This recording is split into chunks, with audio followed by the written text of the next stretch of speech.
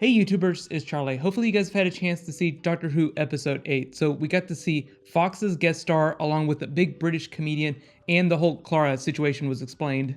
The way things ended were a little controversial, I think, but we can talk about that as we dig through everything. And just a reminder, the giveaway is regenerating this week. All you have to do to enter that is be a subscriber and just leave a comment on this video. Real simple. So here we go. Careful for spoilers from the episode if you haven't seen it yet. Okay, here we go. Number 5. Foxes is a lounge singer on the train. I'm not a huge Foxes fan or anything, but I did love that she was singing Freddie Mercury. To be specific, it was Queen's Don't Stop Me Now. Very appropriate for a story set on a train, even though it wasn't really a train story at the end of the day. I feel like every time we see a new famous person on Doctor Who, the conversation becomes they're using too many famous people, but they've used a lot of pop stars in the past, so it doesn't bother me that much. I feel like it helped a lot that she was singing Freddie Mercury and not one of her own songs. She wasn't really in the episode that long. She ended up being one of the holograms, so she did vanish part of the way through. So if you didn't like her, she was gone pretty quickly. Number 4, Frank Skinner is the engineer. This was a bit of a twist. In real life, for anyone who doesn't know, Skinner's a comedian, but he wasn't playing an overtly comedic role in the episode. He's actually been on Doctor Who before. If you watched the 5-ish Doctor special during the 50th anniversary, he had a cameo in that as a Dalek operator.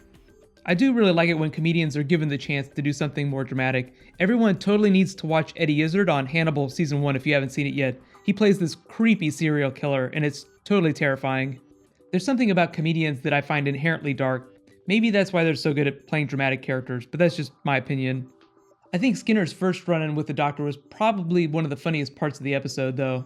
He did seem like he was able to match the Doctor's wits, and he even knew how to repair the TARDIS, although I feel like that's kind of controversial.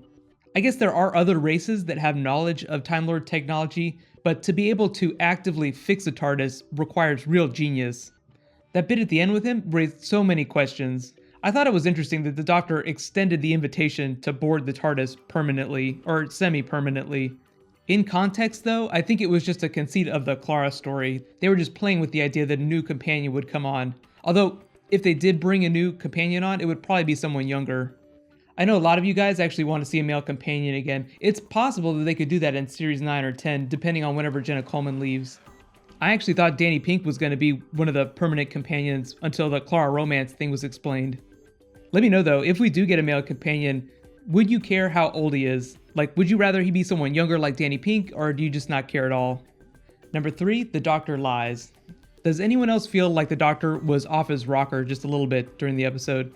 Like, lying is a totally normal thing and to be expected, but the whole bit with Clara trying to rope in that next woman that was gonna die was really extreme.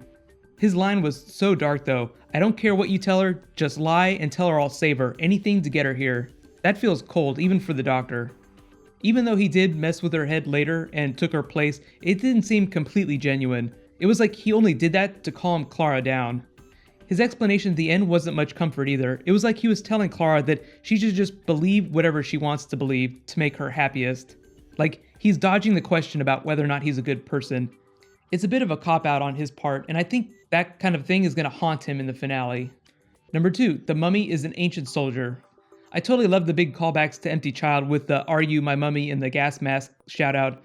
The final solution to the problem felt a little bit rushed in the end, but I guess the whole conceit of 66 seconds makes a little bit of sense in the context of the story, so I'll give it a pass. There are other things in the episode that you can complain about more. Right now, I'm actually wondering what the war was that soldier was a part of. Essentially, he was tied to that scroll or flag or however you want to think about it, and the only reason he continued to drain energy from people was because the device inside him that helped repair his body was malfunctioning. I think it's a really interesting metaphor for the Doctor. The soldier, clearly a monster, just like the Doctor was for most of the episode, wanted to die, but could not. It's almost like they're saying that the Doctor has been sucking the life out of Clara to keep himself going. I mean, that's not the case. I don't think that's what they were trying to say, but I feel like it's in the subtext. In reality, I think it's just foreshadowing for the finale for other characters. There have been some liberal spoilers about the finale, so if you've seen those, please just use spoiler tags if you're going to comment on them. See if you can connect these things though. Dead soldiers, unable to stop, forced to keep fighting, and think about which other new character on the show everyone is calling the soldier.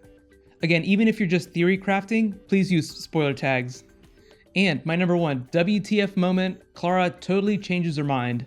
I didn't pick this to be my number 1 just because I think it's awesome. I think it's a major holy crap moment. Like, I actually don't think it's a hopeful thing. I think this is bad. Something about the whole scene felt really ominous. It's like Clara should have learned her lesson, but going against Danny's better judgment, she's gonna get smacked in the face with some terrible situation. It's almost like she wasn't even listening to the doctor whenever she woke up on that planet.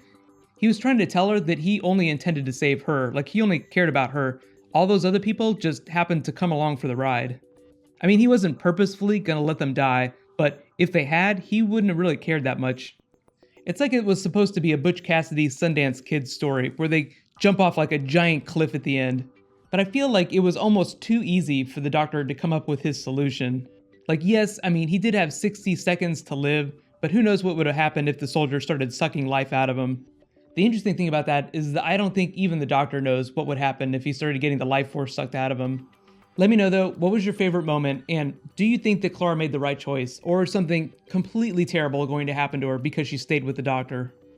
Overall, I gave the episode a solid B. I love the story concept. Ancient soldier, forced to continue fighting a war that ended thousands of years ago. The original Orient Express ran during the late Victorian era, which is why everyone looked like they were back in Victorian times. I know a lot of you guys aren't big fans of them going back to Victorian times all the time on the show. I do wonder if there's any special significance to them doing that so much. It's totally possible that it's just because the producers and the set designers think that that's just an interesting period visually. I mean, I do really enjoy the visual style of the Victorian era, so I'm not going to complain about that too much. The only big downer for me was when they kind of threw the mythology storyline out and it ended up being the science-y episode. I'm not sure why they decided to go with the evil scientist aspect, unless it has some sort of meaning for the finale or they're foreshadowing something. We are down to the last 3 episodes. I'm just counting the last 2 as a 2-parter, even though I think the Christmas special is probably going to address a few things from the finale. Just in general, I am a fan of the passenger train setting for stories like this. I mean, usually it's done in Wild West stories, but Star Trek did their own Orient Express episode, and they've done a lot of Sherlock stuff too with the holodeck. You guys can let me know whether or not you would have just enjoyed it being a mummy story, or whether or not you thought it had to be, really sciencey. Lots of other stuff going on this weekend though. I will be doing a Q&A tomorrow, but Walking Dead Season 5 is starting, so I'll be doing a couple videos for that after about the middle of the day, so be sure to check out that episode. People in the UK, you should be able to watch the Walking Dead episode by Monday. I think it's like 9 o'clock, which is, I think, within like 8 hours of people in the US, so you won't have to wait that long. Right now though, click here to get the Q&A. I'll add the annotation as soon as I post it tomorrow, and click here for my episode 7 video. Thank you so much for watching, so let's all high five. I'll see you guys tomorrow.